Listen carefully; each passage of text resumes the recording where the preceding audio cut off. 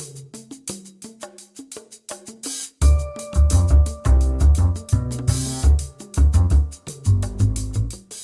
I'm Julia from Shortlisted Productions. In this episode, we're looking at the fast-growing sector of alternative finance, invoice trading. Today, our guest is David Ireson-Hughes, the Managing Director of PeerPay, who have recently launched an invoice trading platform, FloFunder. What's the story behind creating PeerPay and FloFunder? I think it leads back to an accounting practice that I owned prior to setting PeerPay up with Michael and Alan. And I had a lot of clients that we were preparing business plans for, taking them to the bank. They were gold-plated, they really did look exceptional opportunities, but the banks weren't interested. So I had one particular client who was coming over from Europe, had a hospitality business, and he needed funding of about £600,000 per annum, which was a small proportion of the overall money required. His business was bomb-proof. It looked as if it was going to be very sustainable, had AAA rated clients, but the banks didn't want to lend. I formed a consortium of my own clients within the accounting practice and simply offered them the opportunity to fund the invoice they had. They collaborated together, brought together the £600,000. He carried on trading and he's very successful now. A lot of small business customers are facing hardship for cash flow. They're struggling to get access to funding. What we're seeing is that the current balances that are outstanding on invoices exceed around about 55 billion in the UK for the typical SMEs, and the outstanding days for the invoices being paid is ever increasing. This has led to the dawn of a lot of trading platforms, a lot of crowdfunding, and a lot of people looking at different ways of getting access to cash. The technical term of what FloFunder is designed to do, it's a closed environment matching engine. Using artificial intelligence to try and reduce risk profiles for everybody involved. What does that really mean? It's a dating agency for cash. Within a closed environment of an accounting practice, the accountants will have identified customers that have a requirement for cash flow funding, and it will identify customers that have funds available at the bank that are probably achieving around about 0% return on investment. The FloFunder platform allows them to place their funds onto the platform. If you're a funder and if you're a seller of any invoices, you can bring your invoices onto the platform and allow all of your customers to win. How does the pricing for invoices work? The overall cost matrix for low, medium and high, a low risk fund would be 0.5% per 30 days, a medium would be 1% and a high risk would be 1.5%. That's the cost, or that's the fund, or that's the return on investment for the funder. The accountants can take a fee of 0.25% per month across all funds placed on the platform, and FloFunder charges 1% per month. So the overall cost to the seller would be anywhere between 1.5 and 2.75%, depending on whether the accountant takes the 0.25% commission or whether they rebate it back to the customer. We would provide a demonstration to the accountant, provide them with a white label platform or not, it's their choice. They can either own it or have it as FloFunder. They can then decide to invite all of their customers onto the platform or selected customers. They can do that via email mail shot, or we can do that for them using something called Eloqua, which is an online product that's delivered by Oracle. Either way, they would get an invitation, both as a seller and as a funder. Those invitations, they can act on them if they wish, but they don't have to. The algorithms, that's a heat matrix built up of 15 different categories and 15 different subsections. So it's an enormous algorithm that works out the base risk profile. For the seller, what we're looking to do then is verify that they're a real company. That's been done on a number of levels. So it's done with the accountant verifying them using anti-money laundering and know your customer, so they'll have verified the identification.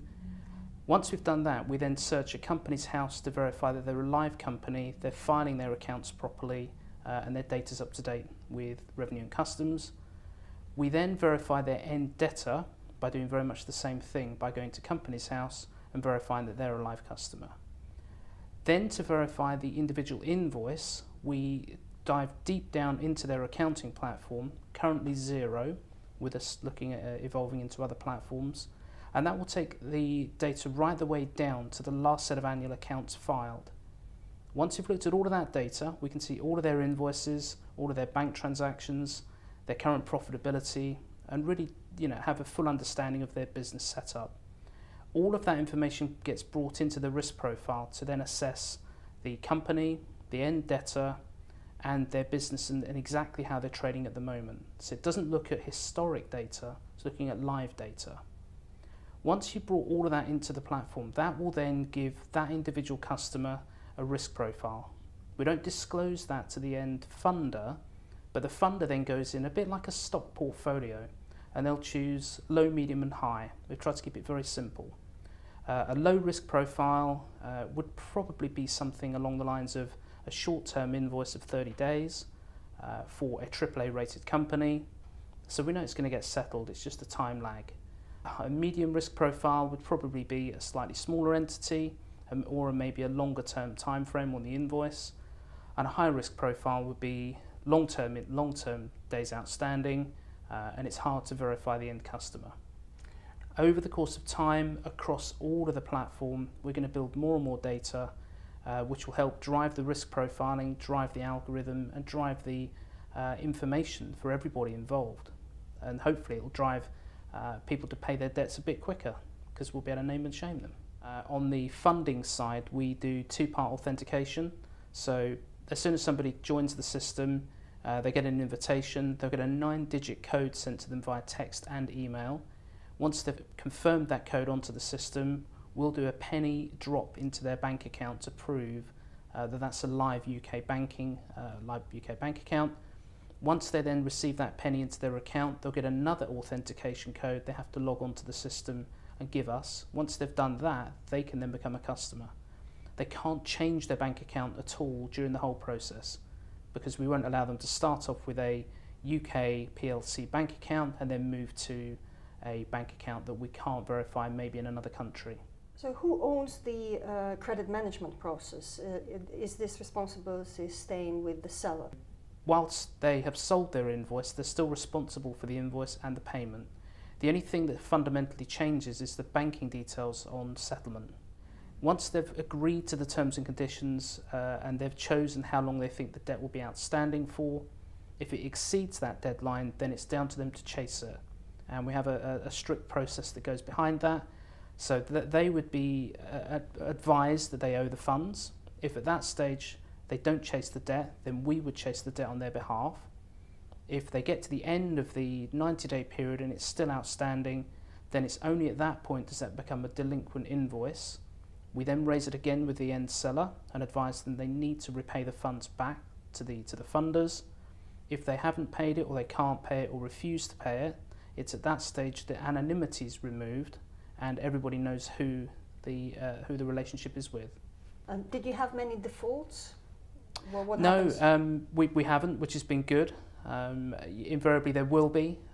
And again, if we look at the statistics out in the open market, our only natural competitor that we can see that publishes their data has a default ratio of 0.7% per annum, which we think is quite low when you compare it to the open market. And we think ours will be even lower because of the due diligence that's going to be performed at the outset. Let's talk about the traditional invoice financing companies like invoice discounting and invoice factoring. Okay. How's your platform different from those? The main difference that we have is that we're not looking at all factors of your company. We're not taking debentures or we're not taking security on your company. We don't look at concentration ratios, which is often a big killer for small business when you've only got 2 or 3 customers and your predominant invoices are with one main customer, and the bank will only supply you an invoice portfolio or funding that's a blended rate across all three customers. Ours is use as you want to, so you can go in and use one invoice, some invoices, or all of them, and it has fixed pricing without any ongoing costs. So if you look at the other 2 options you mentioned, they tend to have a monthly service fee, an annual reapplication fee, and then you have to put all of your business through. Whereas this is just giving you the option and the alternative to use it as and when you want to. Can we talk about your competitors and how are you different from them? You've got Market Invoice and Platform Black. I guess the fundamental difference is that they're an auction site. and we're not. The differences we have, we're prepared to settle up to 100% of a net invoice. Now by net invoice, that's the net of VAT. We're also giving small customers on the funding side the opportunity to acquire those invoices. If you look at the trading platforms or the auction sites, they're predominantly run by family offices, or they've got wealth management behind them, or institutional funding, in the case of Platform Black. We're not having any institutions involved here. This is real customers with real money funding other real customers. The minimum invoice requirement is £2,500 through FloFunder. Theirs is typically about £50,000 to £58,000. The companies don't have to be trading for any period of time through FloFunder, as long as we can dive into their accounts and see what's happened over the last couple of months. With Market Invoice, you have to be trading for over a year and have published accounts and have turnover of in excess of £100,000 a year. For invoice sellers, how does the price compare to the invoice trading platforms? It's hard to get core data from them. We look at the published statistics, and for Market Invoice, they're suggesting their invoices typically cost around about 3.5% per 30-day period. Our invoices, because they're based on a profiling mechanism with risk associated to it, it would be anywhere from 1.5 to 2.75. So we think even at our highest risk rating, which we don't think we're going to see a lot of, to be honest, we're still a lot more competitive. We have designed it at the moment to be a closed environment because we wanted to champion the accountants, make them the hero, and give them something as a unique selling point. If you've got an accounting practice that has the FloFunder platform and an accounting practice that doesn't, I'd like to think that having that unique selling point will give them the opportunity to get better business.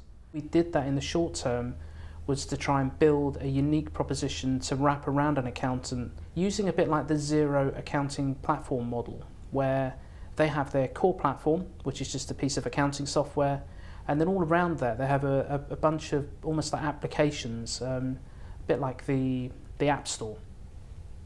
And what they're trying to do is encourage people to use their accounting system and bolt on lots of apps around them, so they become the ecosystem for that customer and invariably the accountants. We're trying to do the same thing by building another little ecosystem that all of their customers for one practice can trade together and build a reason why they want to stay with that accounting practice. Don't you think that it might be restrictive going forward because some accountants might not have the right matches? Correct, we are seeing that. I think if you're looking at very large practices that have affluence, they're struggling to find customers that match on the cash flow requirement, and then the complete reverse of some smaller practices that have aspirational businesses and less wealth. So we are seeing that. We know that. To try and fix that, we are building, we're considering building a slightly different version of the model that allows all accountants to trade independently on the system. The reason that's a challenge at the moment is each accountant has their own dashboard, and if you have a dashboard that can see clients from accountant A, B, C and D, that's a little inappropriate, both for data protection and for client protection. So we are looking at ways to change the system so that we can bring more people in on the funding and the selling across different practices, but without having to disclose who those individuals are. At the moment, you're using just one accounting system to integrate with your platform. Don't you think that this is restricting your potential to grow? Yes, it is restricting our growth because we only have one option at the moment, which is Xero. The reason we chose it was it's just the best system on the market. It's the most forward-thinking, and they're the most client-acquisitive as well. So if you're looking at their growth curve for getting new people onto their platform, they've gone from moving to the UK a number of years ago, Sage thinking that they were just going to be a bit of a fly in the pan, but now they are, over 1 million users. I think they have, which is pretty significant. The reason we chose them is they disclose their network that they work with, and they have around about 1,000 accountants that are the right kind of companies that we want to do business with. So these are technology savvy, forward-thinking practices that want to grow their company and understand that the digital revolution of accounting is now. It isn't something that's going to happen 10 years from now. and they can't just sit there hoping that things are going to continue with Excel spreadsheets and paper. The aim for us is to then move on to the next load of accounting software that's out there, and we have a multitude of them, from Cashflow, Free Agent, QuickBooks, Exact. There's an awful lot of them out there. The problem is a lot of them are still based on outdated technology, without being disrespectful, but the Xero platform is held on REST API, and some of the other platforms are held on something called SOAP API. And if you're looking at the current frameworks and how you can link into API and talk to other technology, their systems are a little bit dated. So we are finding that we are having to find different routes into their workflow to ensure that we can pick up the same granular data. We have long conversations with the senior members of all the other accounting platforms, and we're now just choosing the ones that we want to embrace the soonest. Cashflow is probably one of the most relevant ones because it's linked in with Iris, which is a back office database system that accountants use. So a lot of accountants use Cashflow as their front engine and Iris as their back engine for accounts production. So that's probably our next one. If we're then looking at globalizing the market, QuickBooks is probably the largest system that's an online system that has the same kind of ethos that we're looking for. Unfortunately, Sage is still a long way behind the game, and I think we'll get to them when they start to realise that making tax digital is real. Talk me through your 10 years vision for your business. I think from our side, we have iteration one. So PeerPay, the company, has product number one, which is FloFunder. So that's our first branded product. We intend to have a good run of that for 3 years as a minimum to try and get the market saturation here in the UK. Our objective is to try and get to a third of the open market for alternative invoice trading by the end of year 3. That's our aim here in the UK. We will then be launching other products. We've mentioned this sort of consortium-based approach where we have a more freely traded environment, similar to the online auctions, but with fixed pricing, so there's no ambiguity. And then working with other partners is another option. We are considering the globalization of the company. There's a lot of harmony with tax systems and IT systems in Australia, New Zealand, Canada. So we are considering whether we pick up and port the business model down to the Antipodean model marketplace.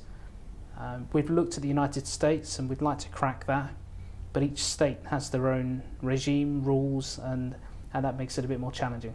So what kind of partnerships would you be looking for? We're a software as a service business, so yes, we will be collaborating with others. We could work with other wealth management businesses. We could be deploying the system in a very similar way, just in different markets. That's one way that we're going to work in terms of wealth managers, law firms, accountants. Or we could end up evolving the system to collaborate with the companies that we're removing business from. So it could be that we start talking to other invoice finance companies, invoice brokers, or even banks that are looking to revolutionise what they're doing at the moment, understanding that they're going to lose a lot of business that's on the table right now, and we can help replace that with a slightly different proposition. And what are the key metrics you're using to judge the success of your business? So March has been our first trading month. As a result of that, any trades that are going on over the platform haven't actually come to fruition yet. Therefore, because they're a 30, 60, 90-day period, we're still waiting for them to close. So therefore, we don't have any statistics to share with you at this stage. When do you think you will break even? What are the plans? Again, it depends on how many companies join. We have a number of accountants that are looking to come on board. Caroline's meeting one today in Canary Wharf, a very large international practice. If they come on board, then we will go into operational profitability pretty much from day one, once they join. If they don't, and we're looking at carrying on with the smaller practices, we think we're probably going to take around about 6 months in order to get into a position where we're operationally profitable. The key for our business is none of the shareholders, none of the board are taking any salaries or anything out of the company. Therefore, we don't have a huge cost base, so we can exist fairly economically for quite a while. We've now got 6 accountants that are signed onto the platform. with a view that we have another 10 that are going through the demonstrations at the moment and hopefully becoming on some of our partners fairly soon. We are attending Accountex this year, which is on the 10th and 11th of May, and that's purely driving the 6,000 quality accountants that we want to engage with into a contained environment, and hopefully we can sell to them as well. Well, we wish you good luck with your business. Thank you very much for your time. Thank you very much.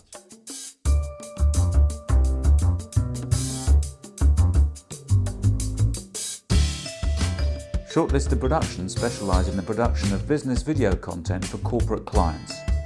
Please contact us for a free quote at shortlistedproductions.com.